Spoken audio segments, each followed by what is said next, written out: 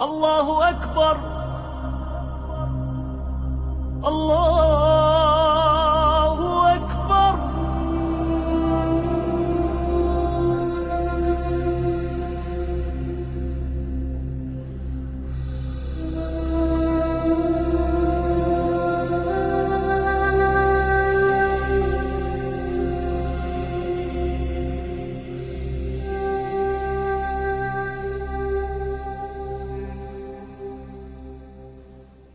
أعوذ بالله من الشيطان الرجيم. بسم الله الرحمن الرحيم. Hello my dear brothers and sisters.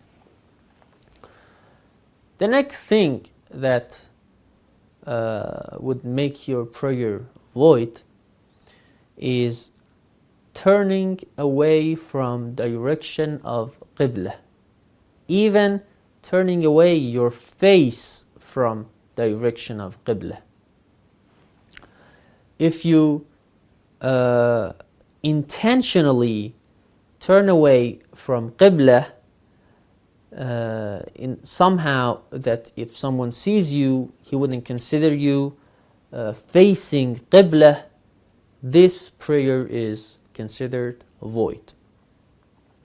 But if you unintentionally turn your face to left or right, like you heard a noise and you just turned your face, but it didn't reach to the left or right side of direction of Qibla, this is considered okay, but it's necessary precaution. By necessary precaution, you must redo your prayer. If it's reached to the side, if it hasn't, your prayer is okay. If you ruin your prayer by clapping or jumping, anything that ruins the form and figure of praying, even if it's by accident and you have forgotten and you did it unintentionally, because you have ruined the figure of prayer and the form of prayer, this would make your prayer void. If you stay silent long enough in your prayer that if someone would have seen you, he would say he's not praying and he wouldn't consider you a person who's praying, this also would make your prayer void.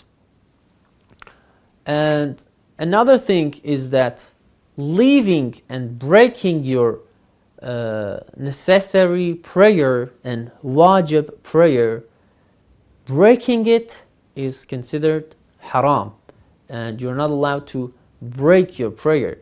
Even if that prayer is void, you have to finish the prayer and then redo the prayer afterwards. There are some exceptions in breaking your prayer.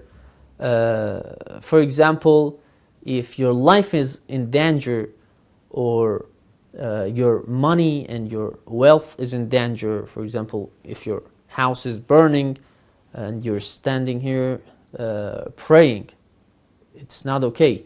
You have to go save your family, save your assets, save your home. One really interesting point in Islamic laws, that if someone that you owe him money comes and asks for his money, you can break your prayer to pay him back. This is actually how important others' rights are in Islamic laws.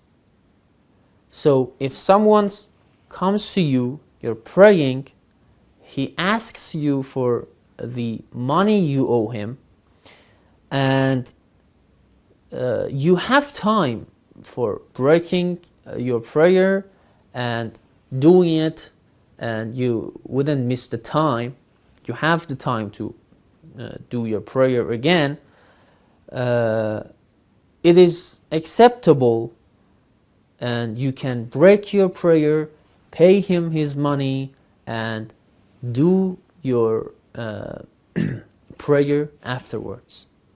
One last thing is that although we said it is okay for you to break your prayer for your asset, your money, your wealth, but if that is something really cheap and meaningless, like a penny or like, I don't know, 50 cents or things like that, it is unliked, and Allah subhanahu wa ta'ala doesn't like you to break your prayer for a cheap amount, a little and small amount of money, and break your prayer.